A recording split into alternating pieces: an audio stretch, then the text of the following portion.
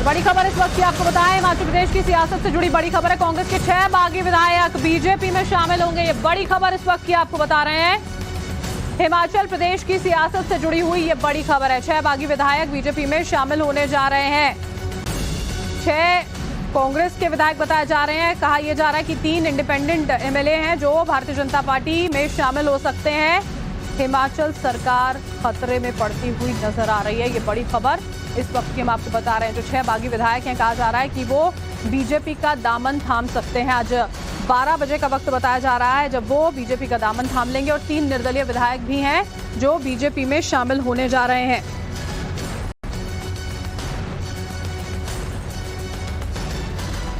तो खतरा भी टला नहीं है। हिमाचल प्रदेश की सियासत से जुड़ी हुई ये बड़ी खबर इस वक्त की हम आपको बता रहे हैं। 6 बागी विधायक जो हैं वो बीजेपी में शामिल हो सकते हैं। आज 12 बजे का वक्त जो है वो बताया जा रहा है।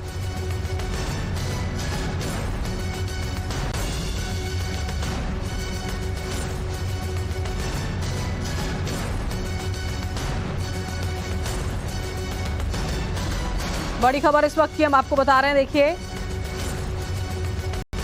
आज से करीब 3 हफ्ते पहले भी देखिए जो स्थिति वहां पर हिमाचल में थी वो बहुत ज्यादा खराब कांग्रेस सरकार के लिहाज से यहां पर नजर आ रही थी। अब एक बार फिर से खतरे में, परेशानी में सुक्खू सरकार जो है वो पड़ती हुई नजर आ रही है। कांग्रेस के 6 बागी विधायक जो हैं वो बीजेपी का दामन थाम सकते हैं। और उसी के साथ में बताया जा रहा है कि 3 निर्दलीय ऐसे विधायक हैं जो बीजेपी में शामिल हो सकते हैं। सुक्खू के काम करने के तरीके पर सवाल वहां पर उठाए जा रहे थे और उसके बाद लगातार परेशानियां कांग्रेस के लिए बढ़ती हुई नजर आ रही थीं।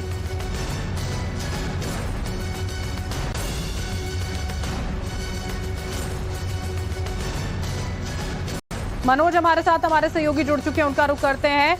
मनोज, खतरा अभी टला नहीं है। 6 बागी विधायक भारतीय जनता पार्टी में शामिल होने की खबरें, क्या कुछ जानकारी? देखिए, हिमाचल की सियासत में हम जैसा पहले भी लगातार कह रहे थे कि अभी जो खतरा है वो टला नहीं है। अभी उलटफेर होने बाकी है, तो वही उलटफेर देखने को मिल रहे हैं। जो 6 अयोग्य करार दिए गए थे विधायक कांग्रेस के, वो बीजेपी में शामिल हो रहे हैं। और कल जिन 3 निर्दलीय विधायकों ने इस्तीफा दिया था वो भी बीजेपी में आज शामिल हो रहे हैं। लेकिन खबर ये भी आ रही है, जो सूत्र हमारे बता रहे हैं कि कांग्रेस के 5 और विधायक जो हैं, कांग्रेस के 5 और विधायक हैं जो बीजेपी के संपर्क में हैं। बीजेपी लगातार इनसे चर्चा कर रही है और इनमें से 2 जो विधायक हैं वो बीजेपी में आने को तैयार भी हैं। लेकिन बीजेपी चाहती है कि 5 के 5 ये विधायक आ जाएं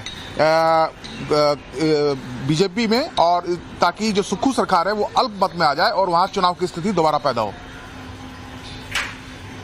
और मनोज, आप ये बता रहे हैं यहाँ पर कि 6 विधायक तो ये कहा ही जा रहा है जो बीजेपी में शामिल हो सकते हैं। उसके अलावा 5 और ऐसे विधायक हैं जो भारतीय जनता पार्टी के संपर्क में अभी फिलहाल हैं।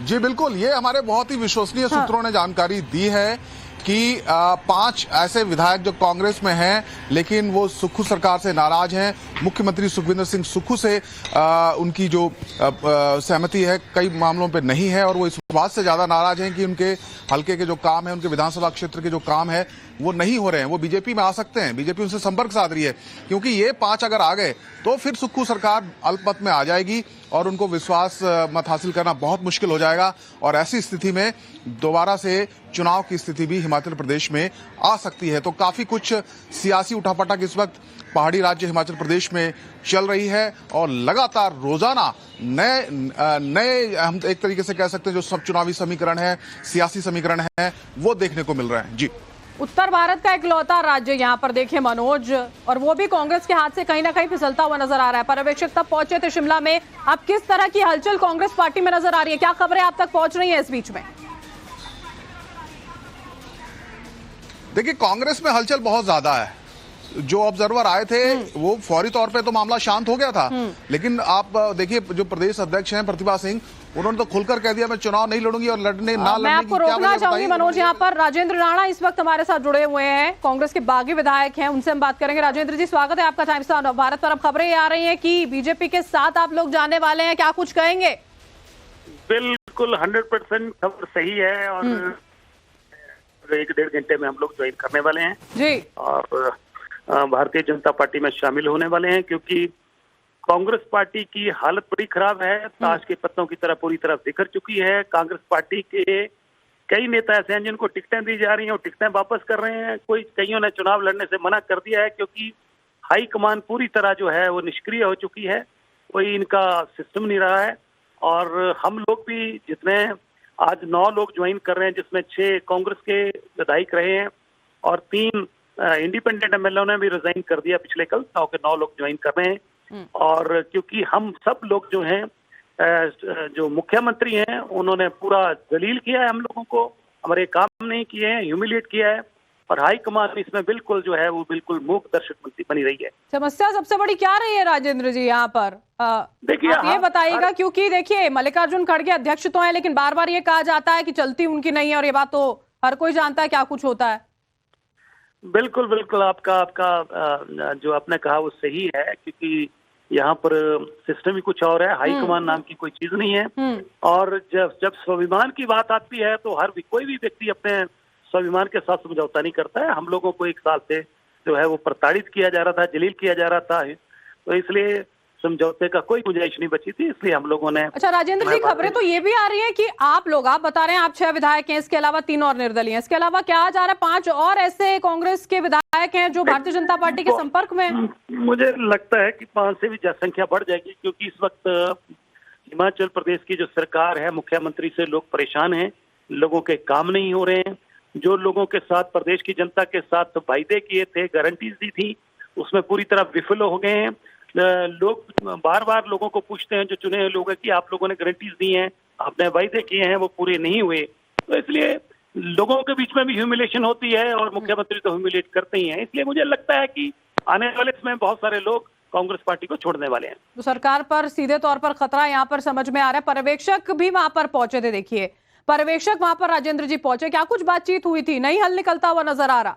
नहीं, कोई हल नहीं निकला। उनको हमने कहा था कि मुख्यमंत्री को तुरंत इनको हटा दीजिए, किसी ऐसे व्यक्ति को बनाइए जो प्रदेश को आगे लेके चले, प्रदेश को आगे बढ़ाए, प्रदेश में विकास हो। तो ऐसा हुआ नहीं। अब क्या मजबूरियां हाईकमान की है, क्या इनकी रही है मजबूरियां, वो मैं उसमें डिटेल में जाना नहीं चाहता, परंतु स्थिति कांग्रेस की हिमाचल प्रदेश में ठीक नहीं है।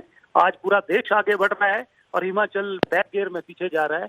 इसलिए हम लोग ऐसी स्थिति में हिमाचल प्रदेश के स्वाभिमान और हिमाचल के विकास को लेकर कोई समझौता करने वाले नहीं है। और सवाल इस बात को लेकर है ना राजेंद्र जी, इंडी गठबंधन यहाँ पर बना दिया गया, लोकसभा चुनाव आ रहे हैं प्रदेश में। अगर हम यहीं पे उत्तर भारत की बात करते हैं, अगर एक ही प्रदेश में अपनी यहाँ पर सरकार नहीं बचा पा रही है कांग्रेस, जो सिमटती जा रही है, इंडी गठबंधन के साथ में लोकसभा चुनावी मैदान में कैसी उतरती नजर आएगी? देखिए, मुझे लग रहा है कि पूरे देश में कांग्रेस पार्टी जो है इस वक्त वेंटिलेटर पे है और हिमाचल सरकार भी वेंटिलेटर पे है। कभी वेंटिलेटर से सांस का टूट सकता है।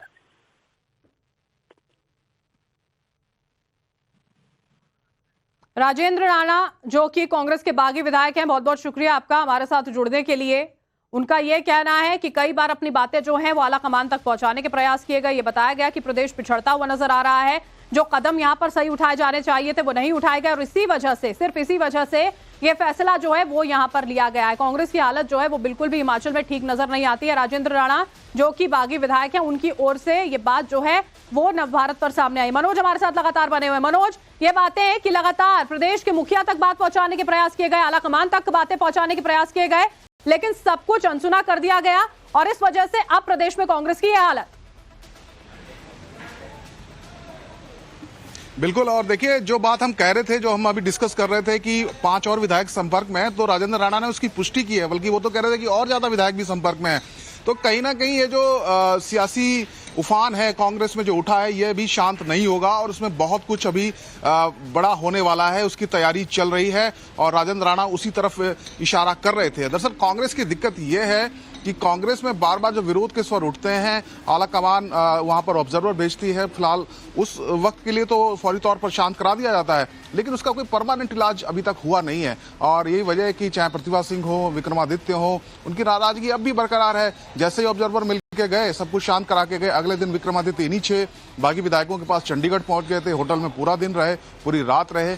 क्या डिस्कस हुआ होगा ये हम अंदाजा लगा सकते हैं, और जो डिस्कस हुआ होगा वो अब कागज पर इंप्लीमेंट होता हुआ हम देख रहे हैं, धरातल पर उतरता हुआ देख रहे हैं। ये पटकथा पहले लिखी जा चुकी है, धीरे धीरे जो स्क्रिप्ट है वो हमारे अब सामने आने लगी है। लेकिन एक बात है कि हिमाचल में सब कुछ ठीक नहीं चल रहा सरकार में। बिल्कुल मनोज, सब कुछ ठीक नहीं चल रहा है, और इस बात की तस्दीक खुद यहाँ पर जो बागी विधायक है उन्होंने भी कर दिया। आप नजरें लगातार बनाए रखिएगा, आगे भी हम आपसे इस अहम खबर पर जानकारी लेंगे। फिलहाल के लिए आपका बहुत बहुत शुक्रिया।